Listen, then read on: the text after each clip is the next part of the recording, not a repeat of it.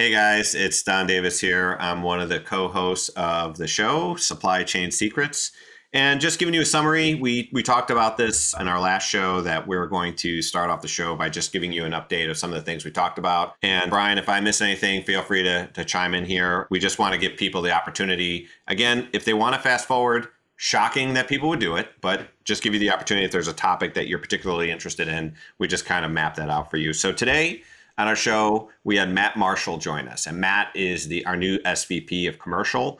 He comes to us from Flexport, and he also has a consulting background. He talks a little bit about that. And Matt gives his perspective on the market today and some of the things that he thinks are pointing towards in the future. And he also talked a lot about what he's hearing shippers and NVOs, the types of things that they're focused on in this type of market condition. And then he gave his thoughts on some of the things he thought about regarding longer term reliability, how to achieve that. And then we kind of talked a little bit about NYSHEX and our value propositions and how does that help in this current market condition, given all these other things that are happening. And then finally, we talked a little bit about our DC event. We haven't talked about that on the show before, but really was a great event. And it was great to hear Matt's insights on that. And then finally, we let Matt play podcaster. He got to ask Bryan and I a few questions and get our thoughts on a few different things that are top of mind for him. So that's really the recap. Bryan, did I miss anything? You got it, my man. All right, cool. Well, guys, thanks for listening. Hope you like the show. And don't forget, give us feedback. We love to hear your thoughts. So thanks for listening, and we'll talk to you again soon. You are now listening to the Supply Chain Secrets Podcast with Bryan Most and Don Davis. Hi, everyone. I'm Bryan Most, SVP of Retail Strategy at NYSHEX and former VP of Supply Chain at Walmart. And I'm Don Davis. I'm the Senior Vice President of Carrier Strategy here at NYSHEX and former executive of Hapag-Lloyd and CMA CGM. And we're back again with our podcast, Supply Chain Secrets. I hope everybody's doing well out there, and it's great to be back with you for our 20th episode. Don, can you believe it? 20 episodes. Who would have thought? It's been incredible. It's been a lot of fun, and hopefully our listeners have enjoyed it. I know we've had a ton of fun on it, so it's been great. No doubt, no doubt. Well, Don and I are excited for today's show because we love to have guests. They share their career stories, market perspectives, and things like that with you, the listeners. So Matt Marshall is our guest today. Matt spent 3.5 years working at Deloitte Consulting and their supply chain and manufacturing practice, working with enterprise-level clients on supply chain strategy, network optimization, and logistics solutions. Then he spent about 4.5 years at Flexport in a number of commercial roles, including running key account management for North America. And finally, he's landed at the New York Shipping Exchange. He is the Senior Vice President of Commercial. Matt, congratulations. Welcome to the team, and thanks for coming on the show today. Thanks so much, Bryan. Appreciate it. Appreciate you guys having me on. Excited to be here and talk all things global shipping right now. So Matt, that's a pretty cool background. Can you share a little bit more color around your journey, your career background, and how'd you end up with two guys named Bryan and Don on a podcast? Yeah, for sure. So, once I finished up business school in 2012, I joined Deloitte Consulting, like Bryan said, and I worked with a lot of large manufacturing clients on different types of projects, whether it was, network optimization, sourcing and procurement, logistics, like anything kind of end-to-end supply chain. One of the challenges I saw was supply chain visibility, and the more complex the network, the more nodes, the harder it was to get visibility. And so at the end of 2016, I was ready to kind of transition out of consulting back into company life. And I came across Flexport at the time through a mutual friend. And Flexport was still very early stage back in 2016, couple hundred people, probably sub 200. And the way I looked at what Flexport was doing is they were solving a supply chain visibility problem through freight forwarding and bringing visibility into, really for what they focus on is inbound logistics. But I think there's tons of opportunity to provide upstream and downstream visibility from there. And so it was a really compelling vision for the company. The company was still very small, but growing quickly. And so I spent 4.5 years there in a number of different roles, focused mostly on the commercial side of the business. And so for 2 of those years, I ran the Southeast region in Atlanta as a general manager. And then as Bryan pointed out, the last year that I was there, I ran key account management for North America and building out a new customer segment. And so then, surely enough, kind of had an opportunity to talk to NYSHEX and really the vision spoke to me here, right? If you look at what's going on in global supply chain today, in global ocean freight in particular, it's challenging out there for everybody. And NYSHEX is solving a problem that really nobody else is trying to solve in the way that we are. And so that was really compelling for me to come in and focus on how do we build better contracts for global ocean freight. And so, that's just a little bit of kind of the thought process there, but, couldn't be more excited to be here to help continue building the company and, apparently talk to Don and Bryan on a podcast. Well, we're certainly excited to have you. And you talked about the marketplace being challenging, and you obviously have a number of different perspectives that you probably can look at it through different lenses from your experience and what you've done. Love to get your perspective on kind of, where you think we've been over the last 12 to 24 months, maybe some of the things we've learned, and then maybe where we might be going. Yeah, sure. So I'll share a couple of my thoughts. I mean, I think I almost kind of go back to 2018 when tariffs were implemented at the end of the year. You really started to see this wave of shocks to the system, right? So it was tariffs. You started to see manufacturing move from China to other countries. So that was a shock to the system. You've had obviously COVID the last 18 months. And the congestion that's come along with that, right? The imbalance in supply and demand is so significant right now that every node in the supply chain is congested, right? Whether it's manufacturing, facilities being full, running 24 hours a day in Asia, whether it's, trucking capacity in Asia, whether it's vessels being full, not enough chassis, containers positioned in the wrong places, not enough drayage providers. I mean, literally every step in the process is impacted. And so I think that's forcing shippers and carriers and really kind of anybody involved to rethink how they do international freight right now, because we haven't seen something like this before. I think the general sentiment is it's not going to change in the near term, right? There's too much uncertainty in the future of different events. We're talking about IMO in 2023 again. We're talking about labor negotiations on the East Coast and the West Coast coming up. So there's just so much uncertainty and more shocks to the system that are potentially out there that I think if I'm someone that's procuring ocean space right now, I have to think about how do I create reliability in my supply chain on the things that I can control, because I likely can't control how many chassis are in the port of LA, but I can certainly start to focus on how I create reliability through, good contracts and partnerships and those sorts of things. So Matt, you're now in this role at NYSHEX and you've been here for a while now, and you're talking to a variety of shippers, MVOs, different stakeholders in the industry. And do you have any sense of like what their mindset is and what kinds of things are focused on? What are they doing for the future? I mean, you talked a little bit about reliability. Are there other things that you think that they are looking at, or is it really a focus on reliability, or how would you frame that? Yeah, I think to me, whether I'm an NVO or a shipper or a carrier, reliability is key right now. Again, when you're in this system of a demand supply imbalance, there's only so many spots on a ship. And so being able to plan your vessels, if I'm an NVO, thinking about how do I plan my capacity for the customers that I have? I think we've seen a lot of NVOs start to kind of, turn away new business given all of the constraints in the market. They want to serve the customers that they have today and focus on serving them well. And if I'm a shipper, right, I'm trying to deliver on behalf of my customers, right? They're, especially as you think about retail, and Bryan, I know this is your world. We're going to the holiday season here. It's how do I get product on shelves to sell through the holiday season? And so if you can't create reliability, and yes, lead times are longer than they've been in the past, but at least being able to predict with some sense of accuracy what those are going to look like, that creates the reliability that you need. And again, things will go wrong and there will be delays, but if you can predict those, at least within a certain kind of confidence interval, you're going to feel good that you're going to have the inventory and you can plan your business, even if it is longer than it used to be. Matt, one of the things we talk about with reliability and predictability is, people starting to look at a broader or longer term horizon. Don and I have talked about this on some previous podcasts. And I think for so many shippers and maybe carriers too, they've been living in the moment. How do I survive tomorrow? How do I survive next week, next month?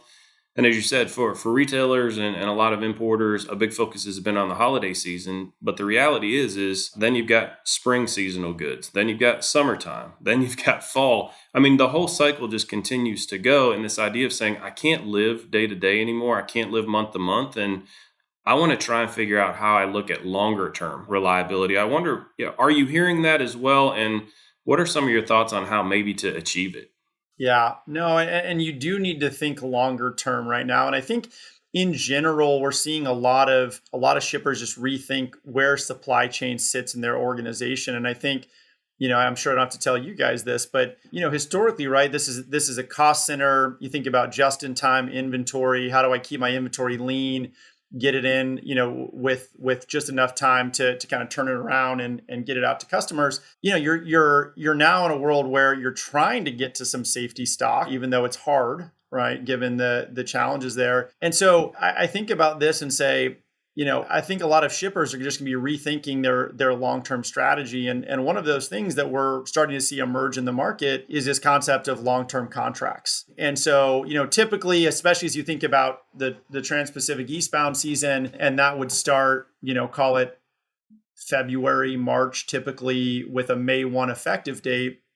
Well, what we're starting to see now in October and November is we're seeing multi-year deals get done for Trans-Pacific, which, is very abnormal. I talked to, a friend of mine that is a logistics manager for an electronics company last week. And, a lot of his questions were around like getting ready for next year's contract season. And the reality is next year's contract season has started already and deals are getting done. And so I think that's how you think about the long-term reliability and focusing on those most important SKUs that you have. It's not let me put 100% of my goods on a long-term contract, but how do I think about hedging my risk and putting my most important product moving my most important product in a reliable way for the long term, especially with all that uncertainty that I talked about earlier. So Matt, I mean, you have a consulting background, and I think a lot of our listeners are shippers.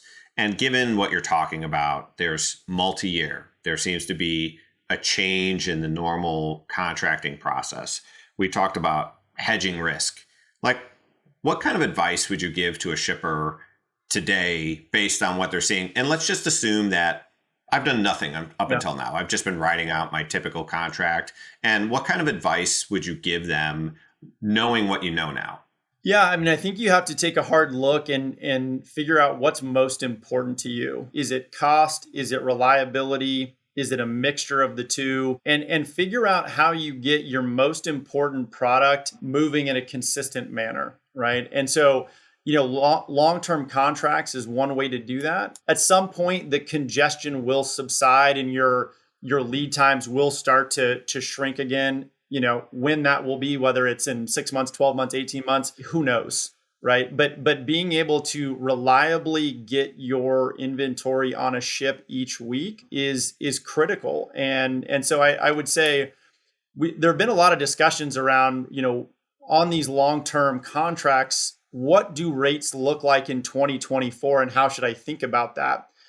And listen, if I knew the answer to that, I'd probably go start a hedge fund. And, I mean, maybe I'd still come back and talk to you guys, but I don't know. But nobody knows is the answer. And so knowing that there is uncertainty out there, I think creating some certainty and reliability for for a subset of your products, I think is critical. Because again, the chassis shortage, the container imbalance, those sorts of things will settle over time, but nobody knows how long that's going to be. And so if you can build slack time in your overall transit time and plan for those sorts of congestion events, and then think about week in, week out, I'm getting the number of containers on a vessel that I need. You've now given yourself the opportunity to hedge against the current environment. It's so smart that you talk about this approach, this blended approach to service reliability and cost and predictability, et cetera. But it's a complete paradigm shift for many, right? Because for so long it was, what's the best price? What's the lowest cost I can possibly get? And everybody was procuring and optimizing for the lowest cost. But I think what we've seen through this pandemic is people realized that, one, being the lowest cost on the ship isn't a good thing necessarily. And then two, the couple $100 one way or another you may have negotiated on the ocean freight rate is compounded when you start to see the multiplying effects of unreliability in other parts of the supply chain. I just wonder, have you seen customers looking at it differently? It's not just ocean freight, but it's more of this end-to-end cost and supply chain that they're trying to solve for? Yeah, and I think you have to, right? I mean, if you think about all of the additional costs that have come into the system over the last 18 months, you can't simply just look at the port-to-port ocean freight. And so, one of the things that is starting to emerge, and not starting to emerge, I think it's been around for a while conceptually, is ensuring that you've got clear contract terms and committed contract terms. And so, not to make this a NYSHEX commercial or anything like that, but I think making sure that the terms are clear, the costs are understood, knowing kind of which party's responsible for what, I think that's really important as you look at the total end-to-end landed cost. So I agree with you, Bryan. I think that you can't just go in and try to get to the lowest number, because I think what we've seen over the last 18 months is the lowest number doesn't get loaded and it doesn't get you reliability. And right now, given the imbalance, again, it's come to an agreement on a price that both sides are comfortable with, and know that as a shipper I'm going to get loaded, and as a carrier I'm going to have consistent cargo each week. And that's really been the dynamic in this industry that's been so difficult. Is even if you can go out and procure a very, very low rate, when congestion happens, that cargo gets deprioritized, and then you lose the reliability, which I think again is priority number one for most shippers right now. Yeah, I can say from experience that you're dead right. That when you're dealing with a fixed asset, ships aren't getting bigger from one week to the next. You have these ships of a certain size, and when you have to optimize, and you're 100% capacity, typically you're going to pick the lowest paying rates to kick off the ship. And that may sound cruel, but at the end of the day, you're trying to maximize results. And that may not always be the case. There might be different commercial reasons. But if you're somewhere near the bottom, I think that's always a risk if you negotiate your way into a service problem down the line. But thinking about NYSHEX and what we do, I think that there's certain value propositions we bring to the table. And you talk about hedging risk and longer term and these lowest pricing. What kind of value propositions do you see that we bring to the table? And again, you're here. I think you joined NYSHEX because you believe in the vision, but can you talk a little bit about what we can do and how does that relate to some of these things we're seeing happen in the market? Yeah, I think the very unique thing that NYSHEX provides that kind of drew me into the company is a couple of things. Number one, contract terms are extremely clear. There's no gray area on what something means or how to resolve a certain issue, right? And the second thing would be this framework, this rule book that NYSHEX has that kind of creates what I'll just call a level playing field for everybody in which to operate, right? And so that framework and those clear contract terms allow both parties to feel very confident in the contract that they are creating together. And I think that's what's important when you think about NYSHEX is creating the infrastructure and the rule book around how to contract, but the contract is still between a shipper and a carrier. So that relationship is important. Those two parties are important. We're just simply providing the framework by which to contract, and then the commercial terms, all those sorts of things are still negotiated between the two parties doing the deal together. And then the third thing I would say is NYSHEX is a neutral party that helps exception resolution. And I think that's important too, because, inevitably, right, global logistics and supply chain is not perfect. I think we're seeing that, right now. And so having a third party to say, hey, listen, we got to the reason that this happened. We've identified who the responsible party is, and if there are, damages to be incurred, those sorts of things, we resolve it and we move forward and you keep things going versus having this sort of stuff, build up, put pressure on relationships, or just not be agreed to. I think one of the key points of the exception resolution is one central source of truth for data.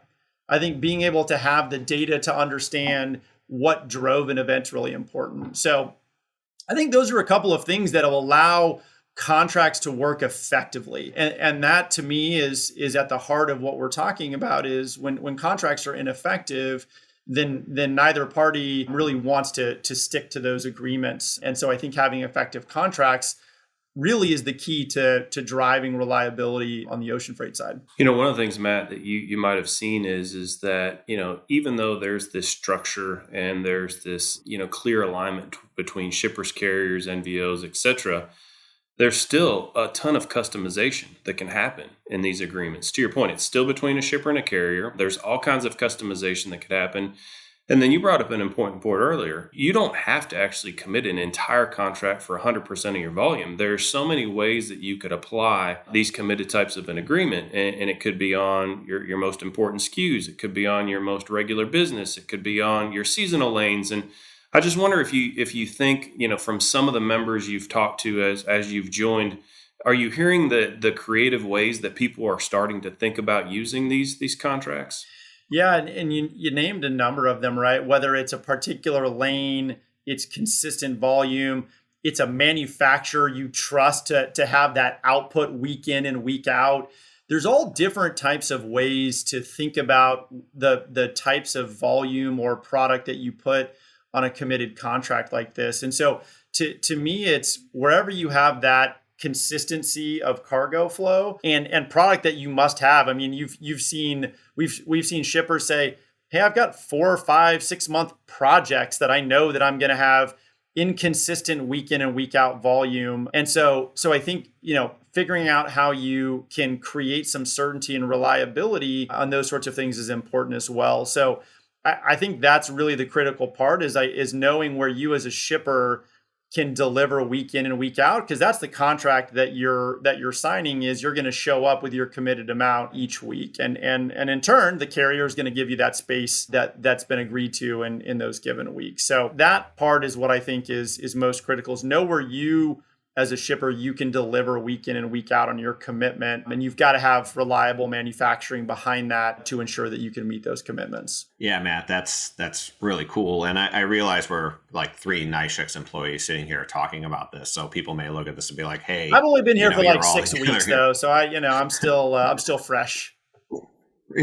Well, I think what might be worth sharing on this topic is that not too long ago in October, we had this symposium together in DC, and you were around a bunch of shippers and carriers. And we also had Venable there to make sure that everything was compliant if anyone's worried about that. But I think there's a point around some of that discussion and some of the feedback that we had from shippers. And maybe you could talk a little bit about some of your experiences that you had with different, NVOs, shippers, carriers, and this sort of collaborative environment where you're talking about solving problems and how this actually works, because I think it's probably interesting for those that weren't there to hear a little bit of that perspective and some of the things that we heard coming out of that symposium.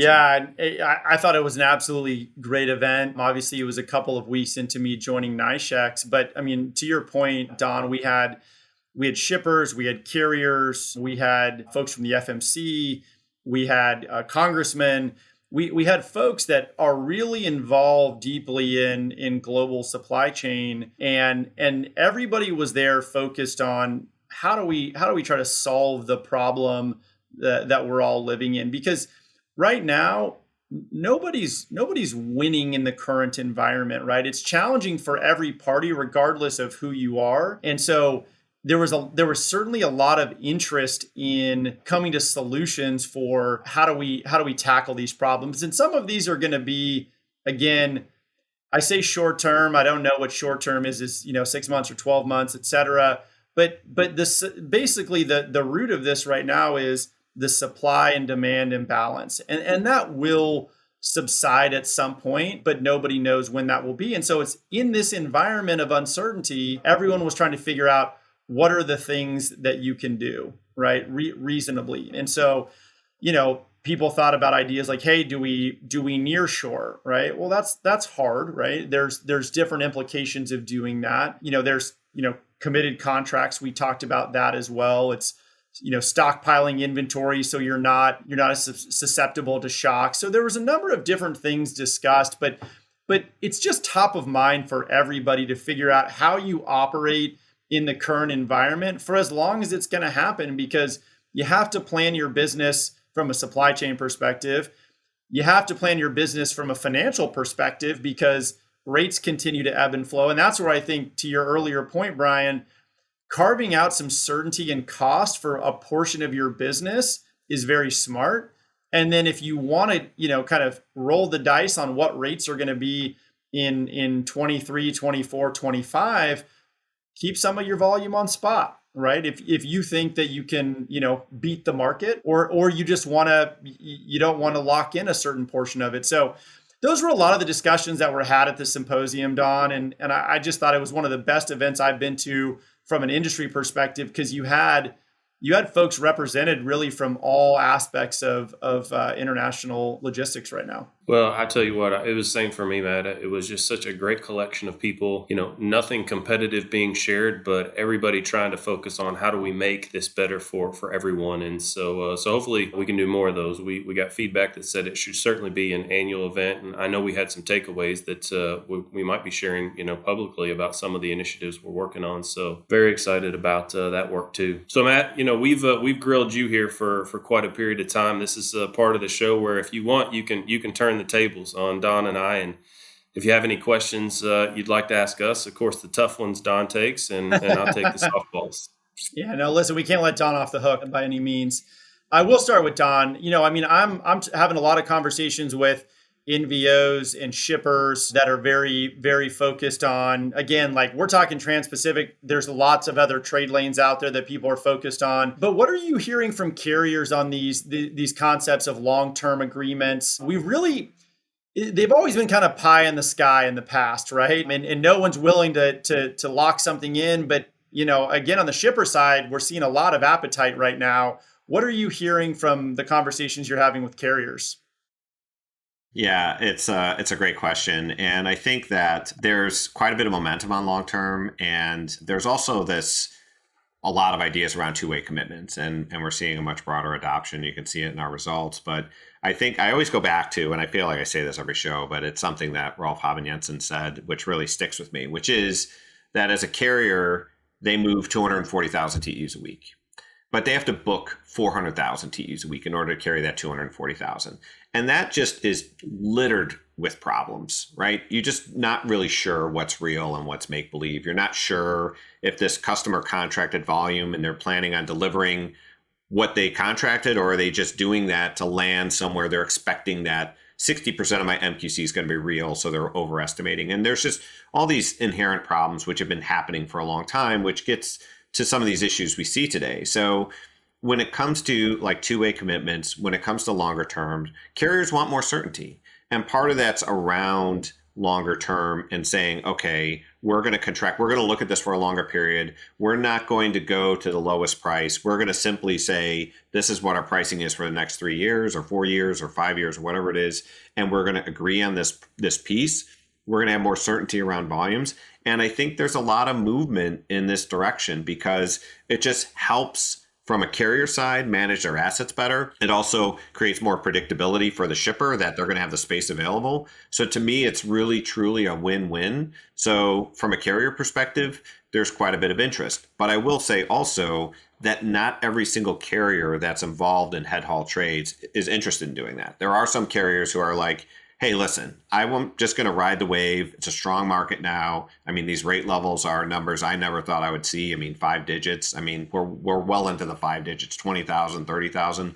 So there's some who might say, I'm going to take advantage of that as long as I can, which is fine. It's your prerogative. But then you're just sort of riding the wave. So there's different carriers in different spaces. But I think that there are a number of carriers looking more long term and thinking in that more strategic sense, I'd say. And I think that makes sense. And again, when you think about like 2024 and nobody knows what the rates are going to look like, I think being able to have both sides step up and say, we're both going to take on the uncertainty seems like a fair thing to me, right? Because nobody knows. The incentives are in opposite directions. And so for both parties to come to the table and say, listen, let's hedge this risk together. I don't know what the rates are going to do. I need reliability.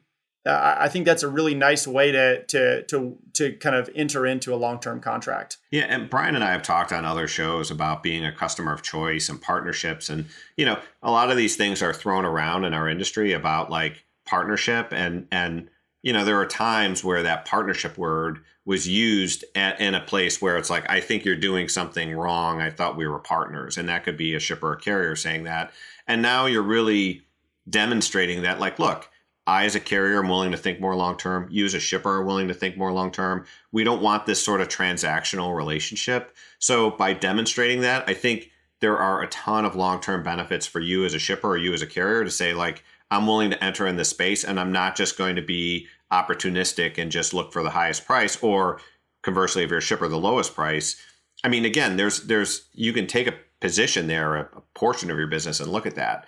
But to also take a hedge and start to think about, hey, I'm gonna show you that I'm really committed is really powerful. Well, and I think what you're seeing in addition to this long-term focus, and this is shifting gears a little bit, you're also starting to see carriers, at least from my perspective, and I'd love to hear yours, is you're starting to see carriers actually start to offer some more differentiated services, and so you're seeing, Maersk come out with the Senator acquisition last week and being able to offer more services there. And so my bet is we're going to start to see more of these sorts of differentiated services, which I actually think is great for the market, because you as a shipper can then decide what's important to you. Is it cost? Is it service? Is it a blend of both? So how are you thinking about that, and what are you hearing?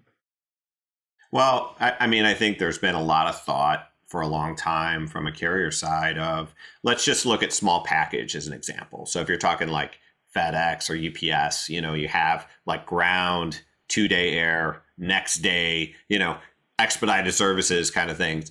And in shipping, I think, and with the Maersk Daily, they had tried this sort of like different level of product. And the problem is that people weren't willing to pay for it. They're like, I want the best quality service at the lowest possible price. And so a lot of those things didn't really take off so well. But now that you have a market condition where the rates have been a lot higher, could a carrier build something? I mean, certainly, Matson, APL, they were doing things where they had these sort of expedited services. Now it's CMA, CGM doing that. And I think they've gotten some wins there. But could you truly see that you have different levels of service?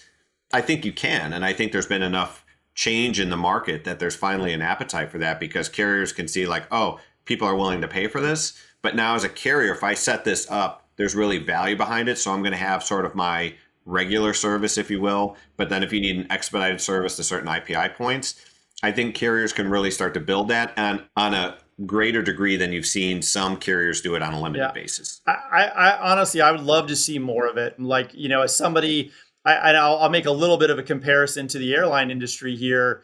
As someone that, you mentioned I worked for a consulting firm. I traveled like 50 weeks a year. I'm a very discerning airline traveler.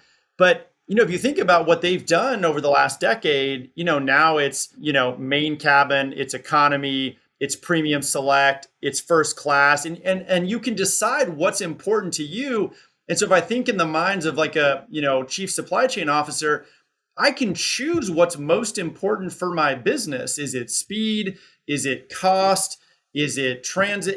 Whatever that is, you now can choose and have different levers available to you, and your strategy could shift throughout the year even. And so I think that's good. There's probably some infrastructure questions around all of that too, but which requires investment. But I also am a bull that we're going to see a lot more investment in global supply chain and global shipping in the coming decade as well, given where things are right now. So I think the differentiated services is a great thing for the industry long term. Just gives you more options to run your business the way you want. Yeah, absolutely. I would expect it to evolve in that direction where you have different types of products. And again, because the pricing has evolved into something that's profitable for carriers, it gives them a choice and say, well, you know what, I'm going to discount and have this sort of pedestrian service. If you don't need something that's expedited, you could tolerate some rolling, and I could have some guaranteed service where I'm going to ensure that there's space available. I think that there is a place and we're heading in that direction. I think we're right now in its infancy, but now that we're out of this like cost mode where both shippers and carriers are just worried about cost, and we're saying like, okay, I see the value of this, I'm willing to pay more for it. I would expect us to move in that direction. Every year you're going to see more of these types of things. Yeah, well, and I think it comes down to being able to effectively manage capacity. And I think we've seen carriers be able to do that extremely well, even with, significant changes in demand. And so if capacity can be managed effectively, then you don't kind of have this race to the bottom and then contracts fall apart and those sorts of things. And so again, that all creates good optionality and reliability in supply chain, which I think is good. Bryan, I'd love your perspective. You work with, obviously you come from Walmart and you work with a lot of the really large members on NYSHEX.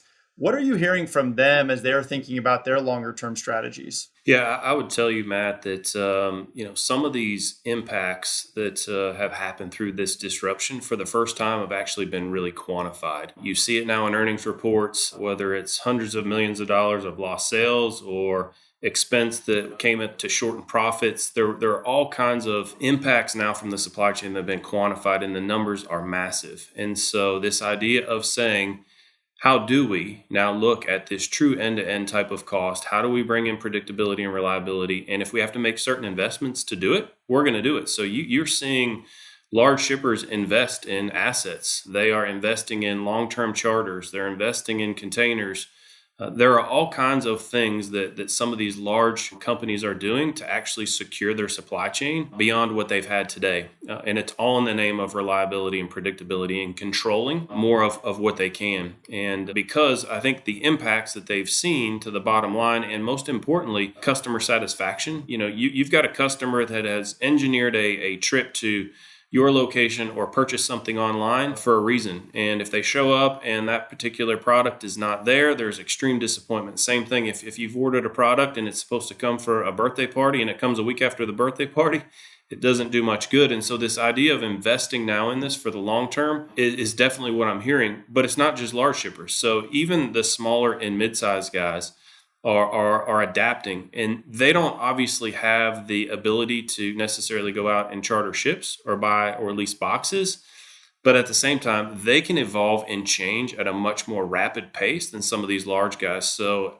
implementing technology solutions, streamlining process, taking out bureaucracy, all those kinds of things, they've kind of taken that change head on and really driven it through the organization, really out of need, right? Because of the severe disruption they felt. But I tell you what, the landscape is going to look radically different over the next couple of years based on what we've seen and how shippers are having to react to it. Yeah.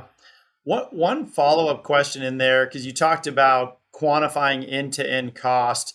One of the things that's always kind of been that gray area, kind of, a little bit fuzzy, is this concept of kind of cost of lost sales, hard to quantify. Are you seeing the folks that you're talking to starting to really factor that in? Because it's like the hard costs of, did I move freight? Did I get an invoice? That's easy to calculate. But this concept of lost sales, in my opinion, has to be factored in. What are you seeing there?